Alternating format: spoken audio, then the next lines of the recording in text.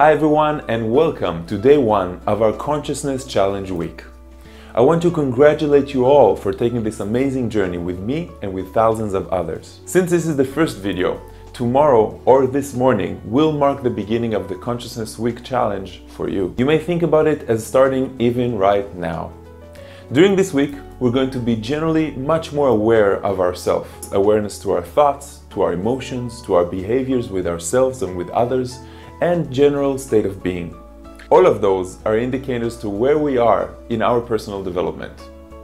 Some of the assignments I'm going to give you are going to be very simple for you, while others are going to be a little bit more difficult. It really depends on multiple factors, including how much work you've already done on yourself, your environment, your perception on life, and many others. Every challenge we do this week is simply for our own personal development process. We could have done it on our own or in other ways, but the frame, the structure, and the timing is perfect for us to take this endeavor right now. Not every challenge will be comfortable for us, but with every challenge we will definitely receive value, either now or in the future. I do hope you try and stay on track the entire week.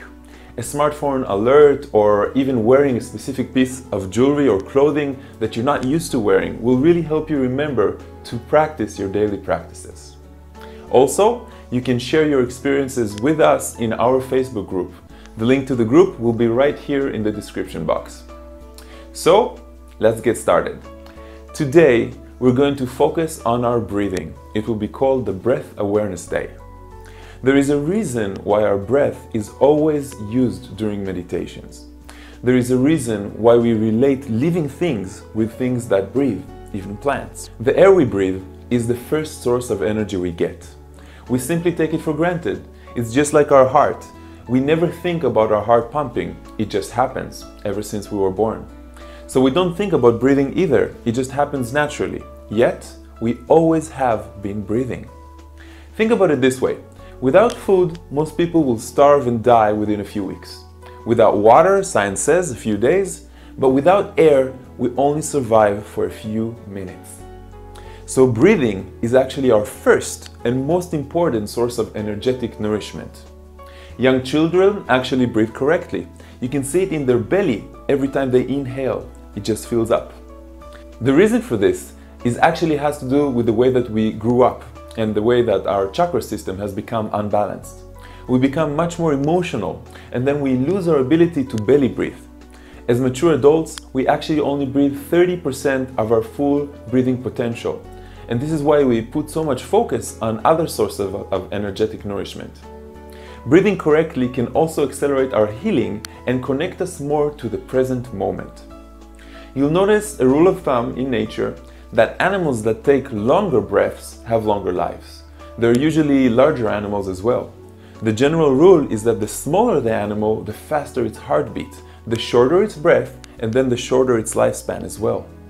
However, the larger animal takes longer breath, have a slower heartbeat, and then it lives longer. So, there is a direct connection between the length and depth of our breath and our health and longevity. So for the Breath Awareness Day, depending on which time zone you're on, you're going to get two challenges.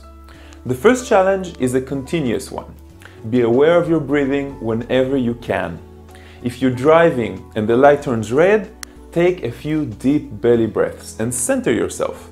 You can simply take a deep breath and say to yourself, I am here, I am present, I am good.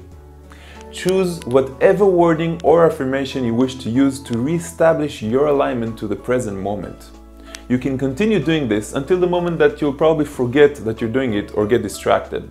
It's quite normal to do this for a short while and then forget that you're doing it and go back to your daily activity. The point of the exercise is to bring as much awareness to our breath as we possibly can throughout the day.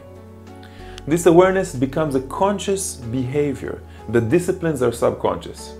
Try to do it as many times throughout your day as you possibly can. A good practice, like I said, is to use your alarm. Have your alarm go off and don't turn it off. Just make it snooze.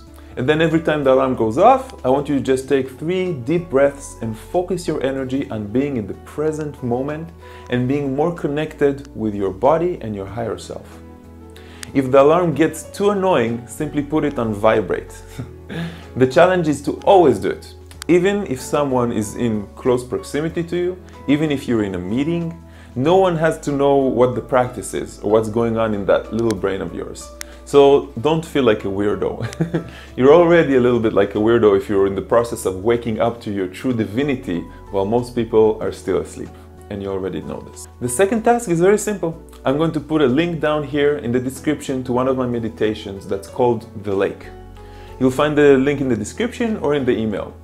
This meditation is going to help you breathe more consciously and teach you to breathe more chi into your body. Do this meditation at least 2 times in the breath awareness day. It's the best to do it once in the morning and once in the evening. That's it, my friends. Don't forget to share your experiences with others on our Facebook group. The link will be down here in the description box or in the email. Also, I'd highly appreciate it if you share the challenge week with others on your wall or in your social media. Enjoy the challenge. I'll see you tomorrow in the non-judgment day.